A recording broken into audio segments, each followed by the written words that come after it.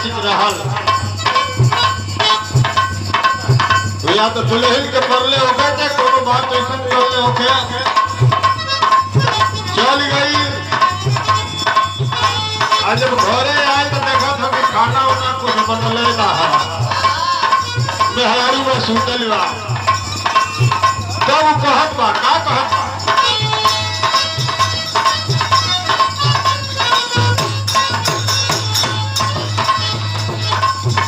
नहीं खाना देवे लू सपने के हो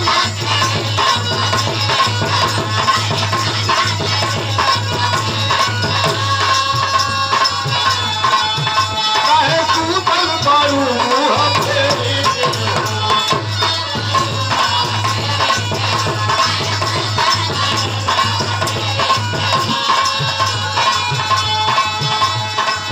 अरे काहे दूर रहतारू हमरा से हट के काहे दूर रहतारू हमरा से हट के सब दुल्हनिया कहत बा ए राजा मरिया जाई रेलिया से कहत के अभी बाजो न जानी आस साथ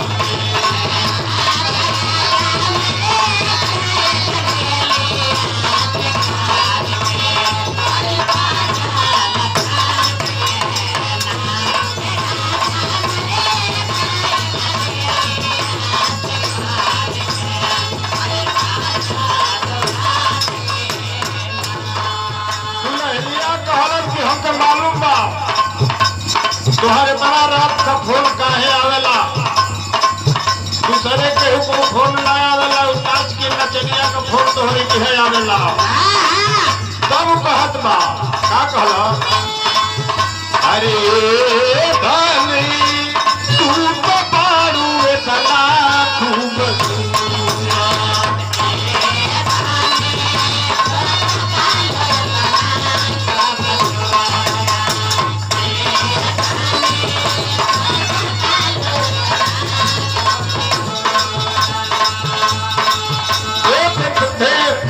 रामदेव बाबू के कटोरा 4 रुपये का सामान और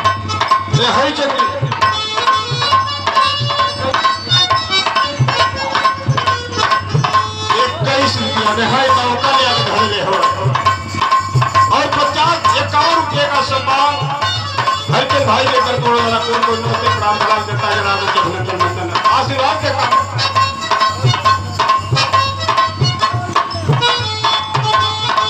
अरे नहीं खाना तेरे लूसा तेरे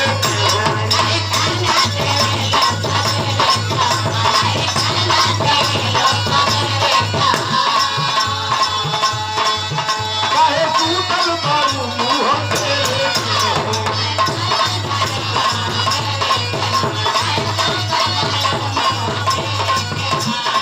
अरे काहे दूर रहतारू काहे दूर रहतारू हमरा से हट के अब यहिया कहता ए राजा मरिया जाई रेलिया से कहत के आई बजो न जानी आसमान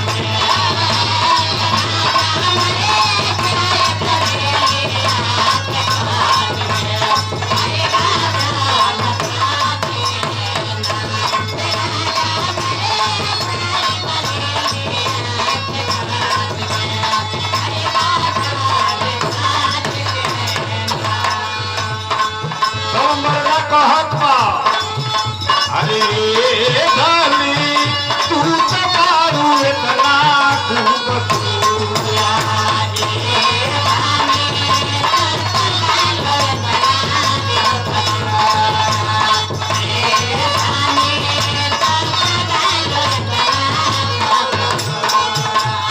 बाबा हमरे पावनो नचनिया से जरूर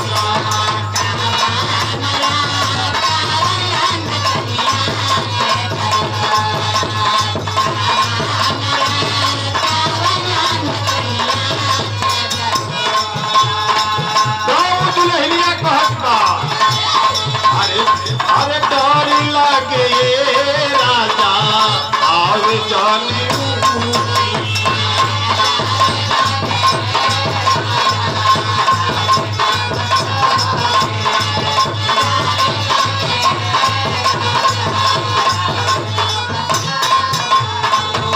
आखिया के सोझा को पहुंच जाई सवा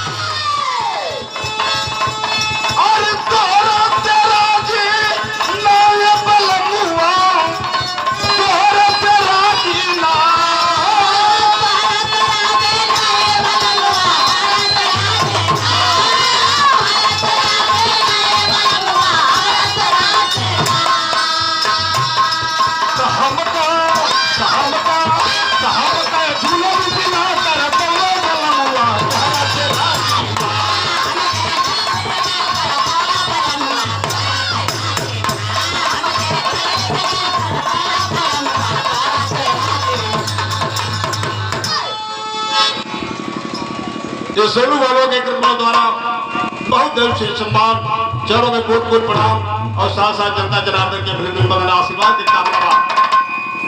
देखा कहानी बड़ी सुंदर सुने के मिलल।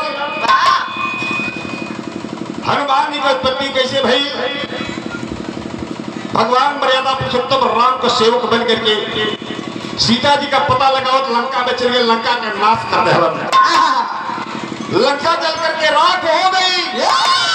भगवान मर्यादा पुरुषोत्तम श्री राम अपन बंदरी सेना लेकर के ले जाके लंका में पूरा लंका की पीड़न के खत्म कर दिया। रावण बचल होता। उस समय वहां से कहानी का शुरुआत होती बाटे। भूमिका के लाइन में कहा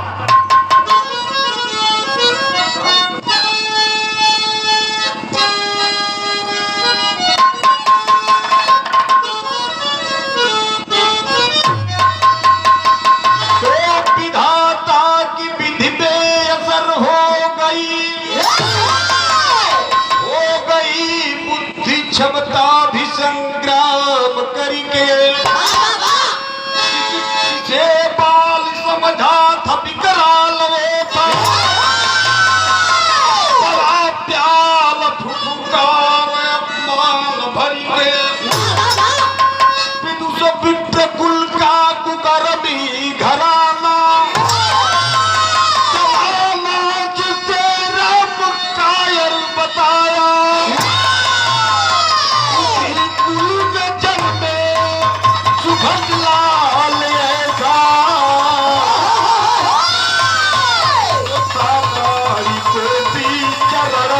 झुकाया।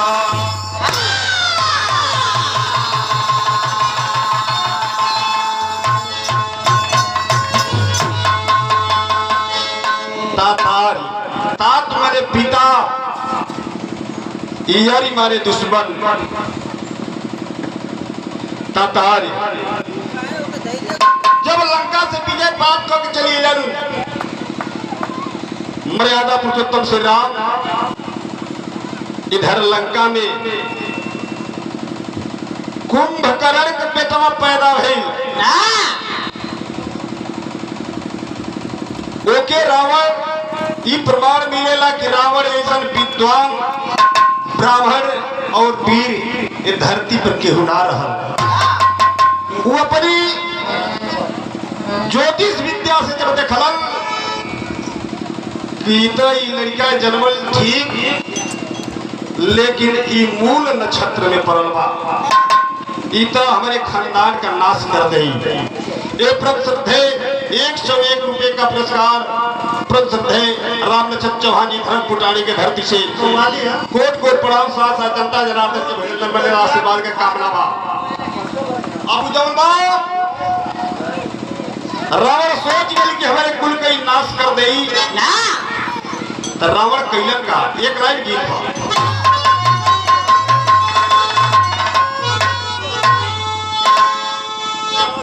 कि दो दिल दरिया की धारा में, दो दिल दरिया की धारा में बह जाए तो उसको क्या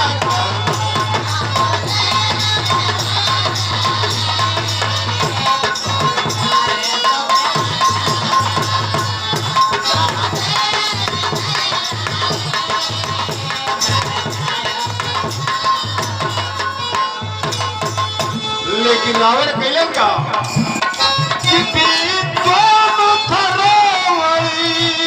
ज्योतिष का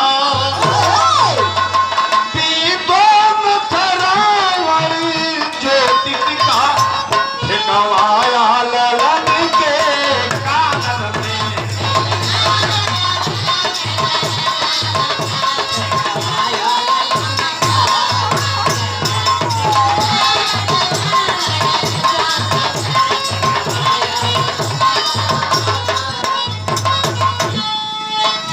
भूत भविष्य क्या ज्ञाता तड़फाया ललन कानन में।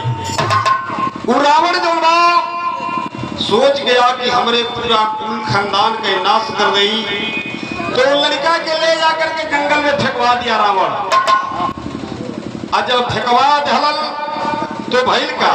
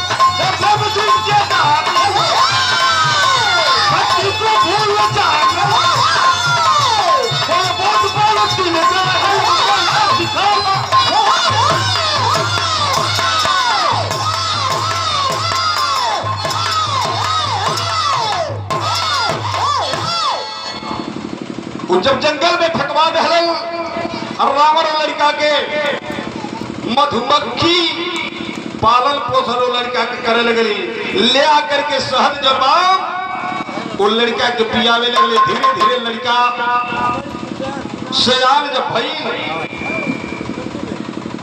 तो ब्रह्मा के प्रति उसकी भक्ति जागृत हुई, ब्रह्मा पर ध्यान लगाया, अटूट भक्ति करने लगा लड़का वो जंगल में।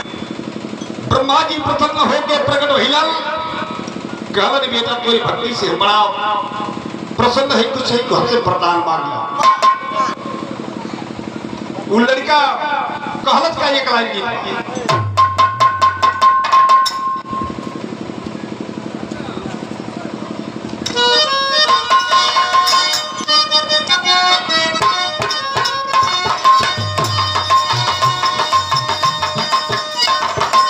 वे गीत बा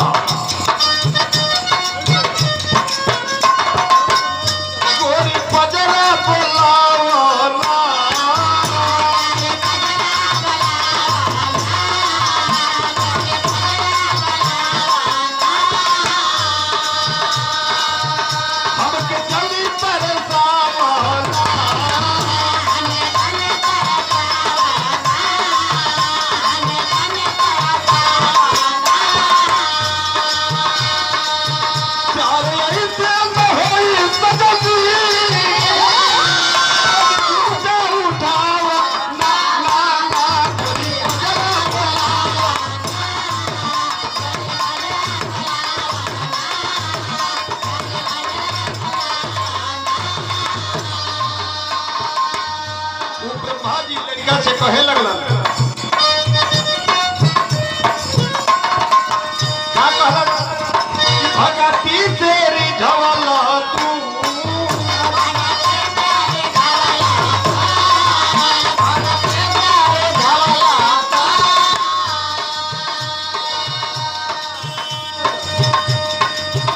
हमके दियरा बोलवला तू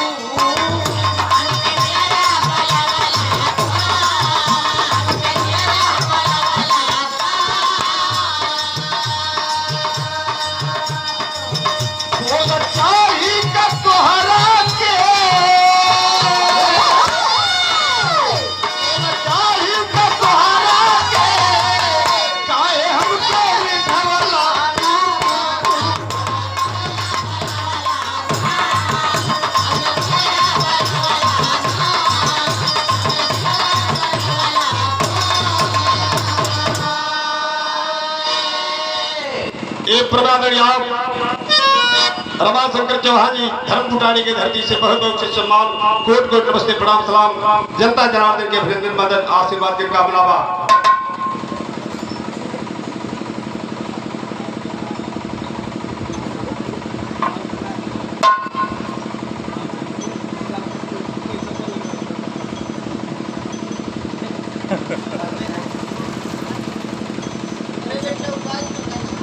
तो ठीक है नाई बनवले हुए ठीक है तो चलो वो को हो जाए लेकिन के हो जाएगा 11 रुपये का सम्मान नमस्ते प्रणाम सलाम जनता जनार्दन के अभिनंदन बंदन बा ब्रह्मा जी कहलन कि बेटा तोरे भक्ति से हम प्रसन्न हई हमसे वरदान मांगला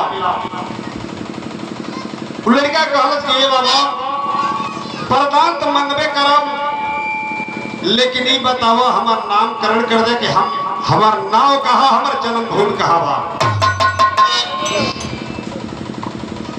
तब जब बाओ कहलन का कहलन एक लाइन गीत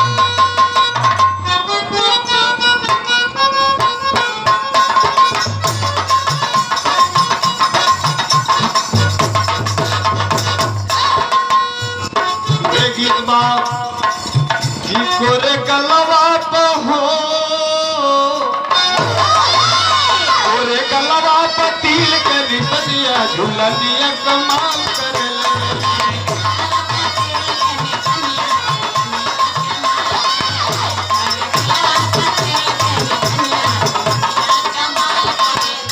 अब लड़का कहलक का कि अरे तब ब्रह्मा से हो तब ब्रह्मा से बोले ले बचनिया बचनिया से दूर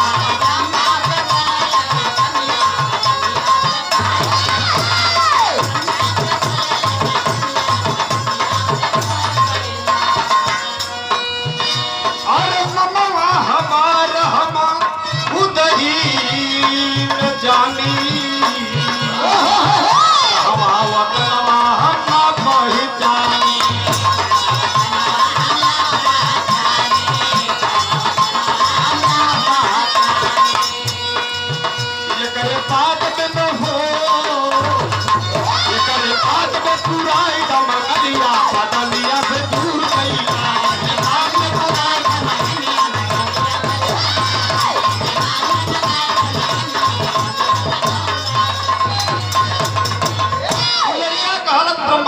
महाराज हम जानत ना है कि हमार कहाँ घर द्वार हमार वतन कहाँ बा हमार का नाम हुए पहले बता दा तब हम वरदान मांगो अब ब्रह्मा जी बतावे लगना ललिका से लाइन गीत बा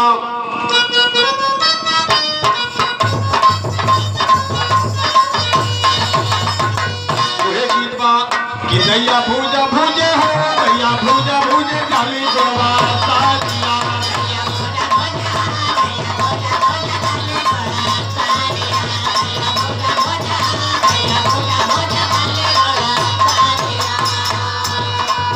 यारे कराई लखे तो जर मसुरिया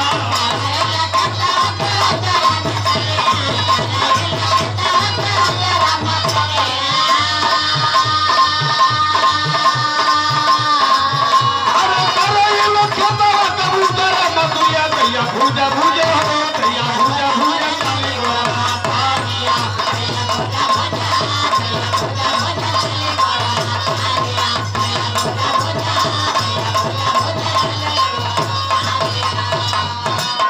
देखो मैं आदमी रामकरण चौहान खड़गपुर गाड़ी लाल नारायण बाबू के कर द्वारा बहुत बहुत सम्मान और इस योजना भैया के कर द्वारा बहुत आशीर्वाद स्वरूप पुरस्कार चरणों में बड़ा हुआ जनता जनार्दन आशीर्वाद के प्रतीक्षा कहला बा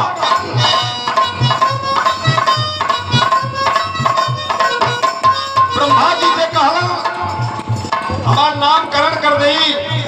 ब्रह्मा जी कहलन कि बेटा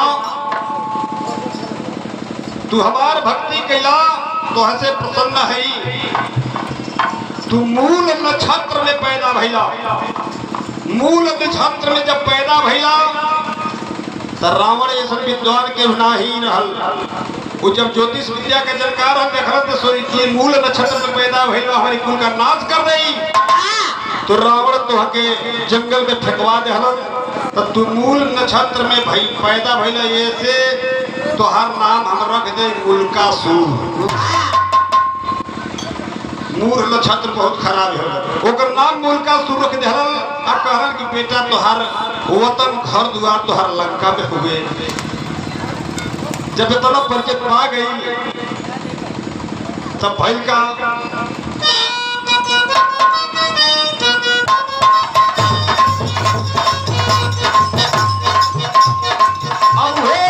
ब्रह्मा जी से लड़का कहलन कि हम कहीं वरदान दे रही है वरदान दे रही ये धरती पर केहू वीर हमके मार न पाओ। पुरुष वीर के हमके मार न पावे धरती पर। ब्रह्मा जी वरदान दे रहे हम तथा वरदान पा गया मूलकासुर हाथ चल दहलन भइल का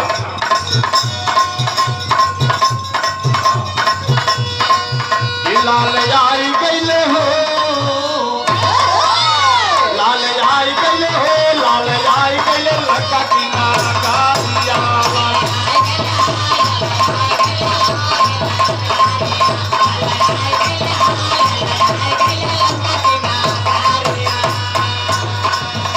अरे विधवा मतारिया से भइल मुलाकातिया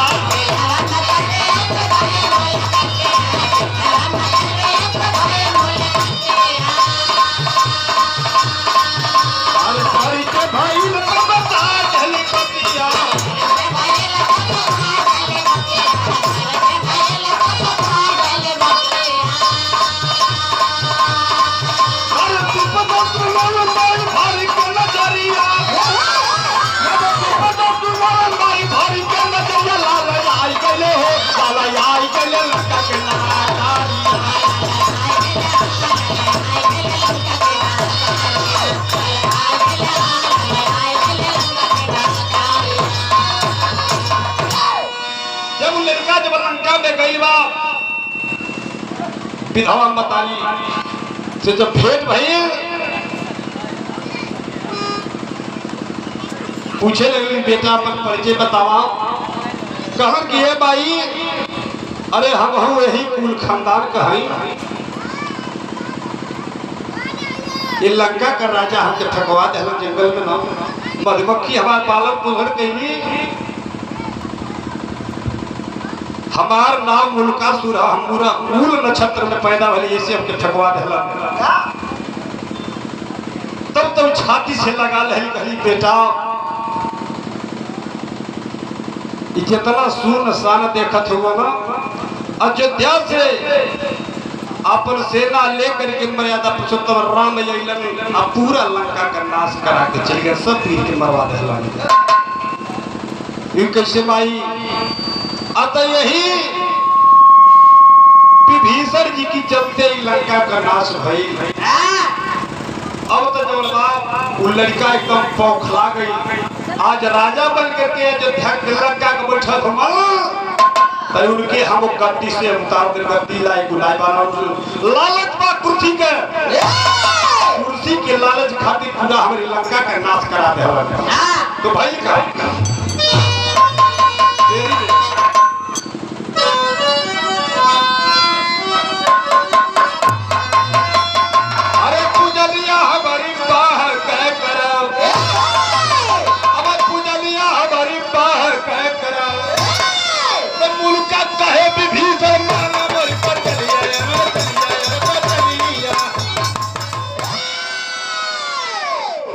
भक्ति भजन छोड़ा हमारी बाह के पूजा।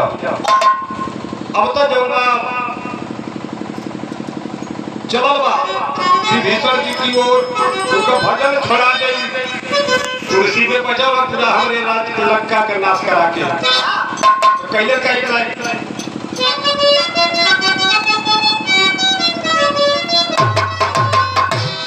बहुत पुरान गीत कि अरे कठवा कपूतरी अरे तोरे का बसउतरी अमरुदवा सरकरी अमरुदवा सरकरी कलुआ खटका कहला जरिया वही पुतरिया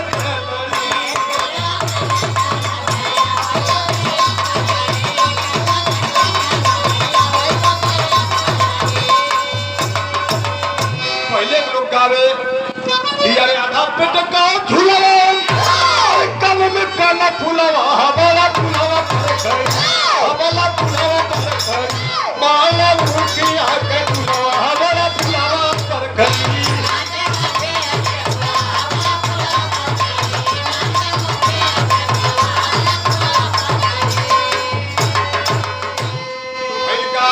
कि अरे शेर के दहाड़ से शेर के दहाड़ से अरे सियार भइल पार पोछा छारी के भागे पोछा छारी के भागे पानी के मालूरी पिला पोछा छारी के भागे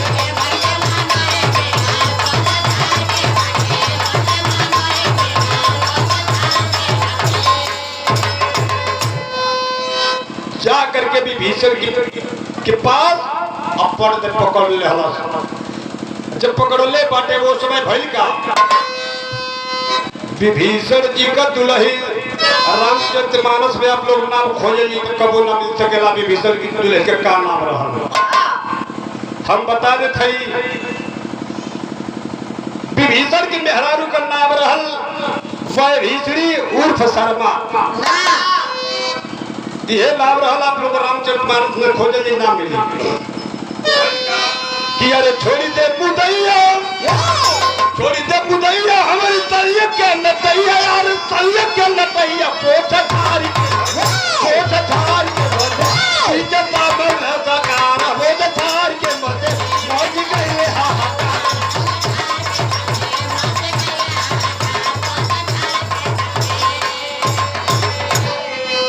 एलब खलबली पहुंच गई। विभीषण जी कुर्सी छोड़ के भगवान आज जाके पहुंचलन कहा अयोध्या में। अयोध्या में जाकर के मर्यादा पुरुषोत्तम श्री राम से पूरी कहानी जब विभीषण जी बतौला मर्यादा पुरुषोत्तम श्री राम फिर दोबारा चढ़ाई कर रहे लंका पर। आज जब लंका पर दोबारा जब चढ़ाई कैलन तो भाई का एक लाइन गीत था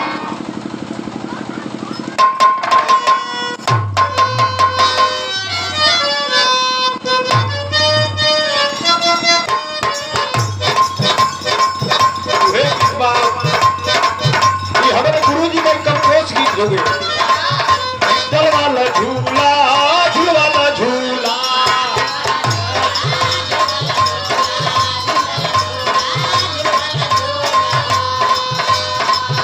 अरे दल वाला झूला झूला झूला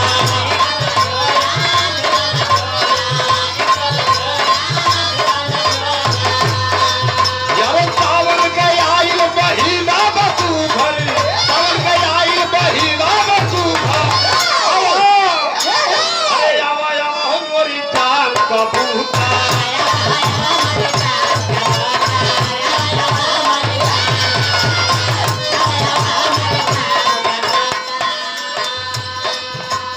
भगवान कहने का सजा के लंका में आके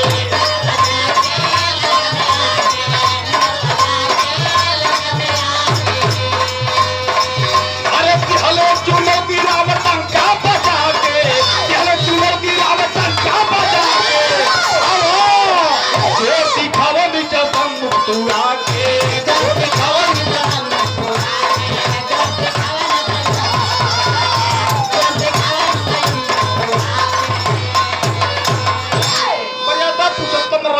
सेना लेके जब लंका में पहुंचला मुल्कासुर के ललकारे लगलन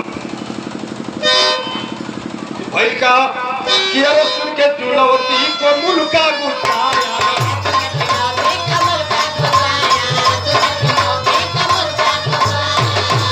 अरे तीरा का भार भटकर में उठाया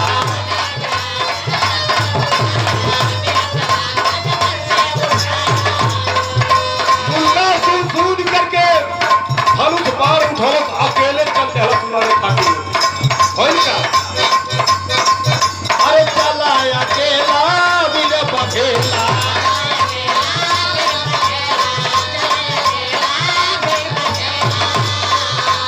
अरे करता है नाहर समर में चिल्ला के करता है नाहर समर में चिल्ला के और दिखावो भी जसम दुआ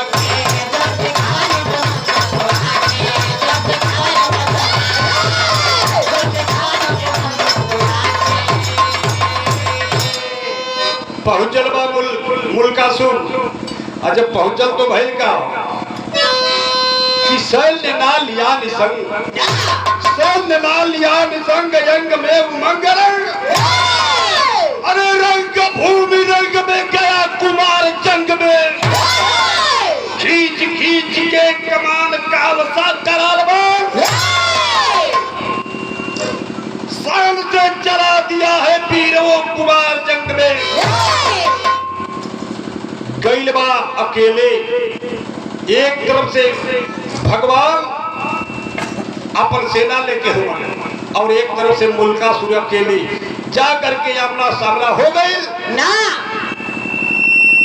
मर्यादा पुरुषोत्तम राम है मुल्का सूर्य से भइल का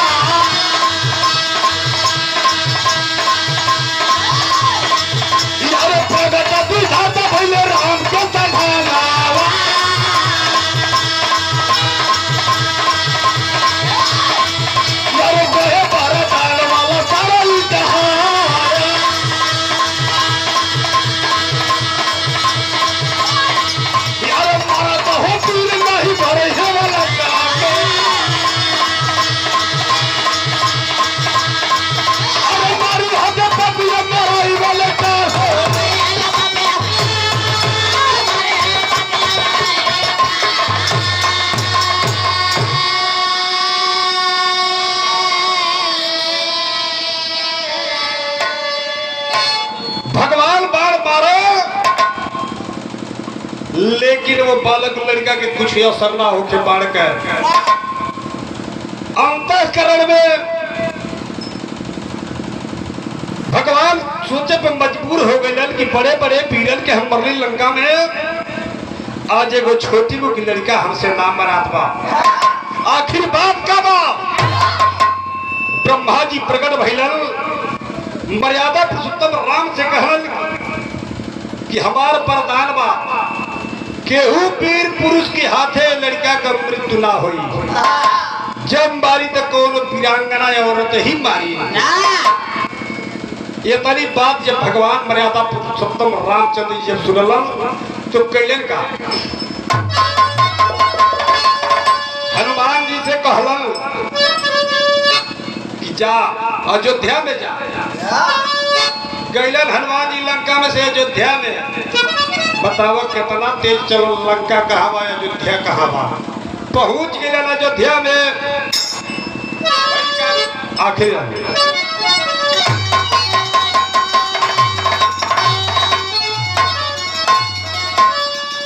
तो चले वीर हनुमान अवधपुरी दरबार स्थान पर चल भैली भवन हो लंका नगरी।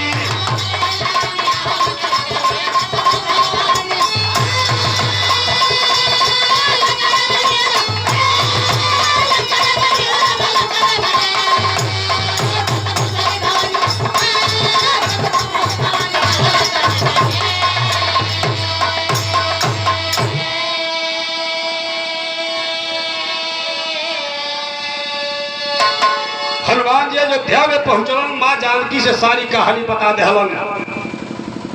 माँ जानकी तुरंत तैयार होकर के चल दहली लंका की ओर। लिए जिगर में क्रोध भवानी कर में लिंग भुजाली। अरे धर्म चंडिका रूप भाग बन के खप्पर वाली। काली बन के मर डलिया हो लंका नगरी।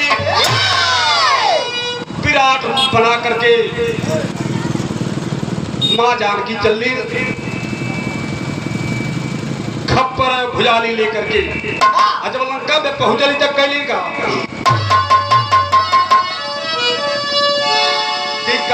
का गला भवानी प्यास बुझाना चाहिए। कौन है अपना कौन पराया करने लगी तबाही। क्या गला मिया हो लंका नगर।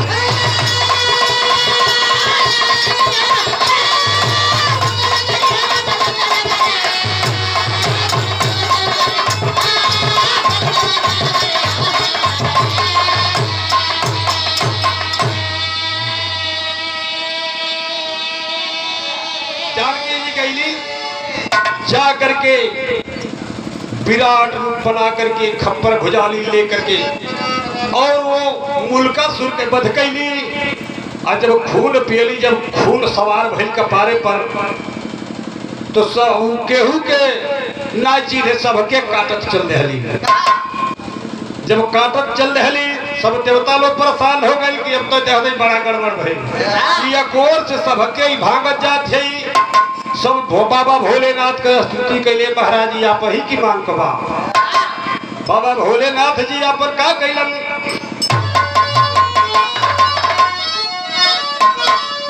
सुरहित में जा बीच राह में लेट गए शिव शंकर। आगे बढ़ती गई भवानी पड़ा सीने पर। काली पड़ गई पता नहीं हो लंका नगरी।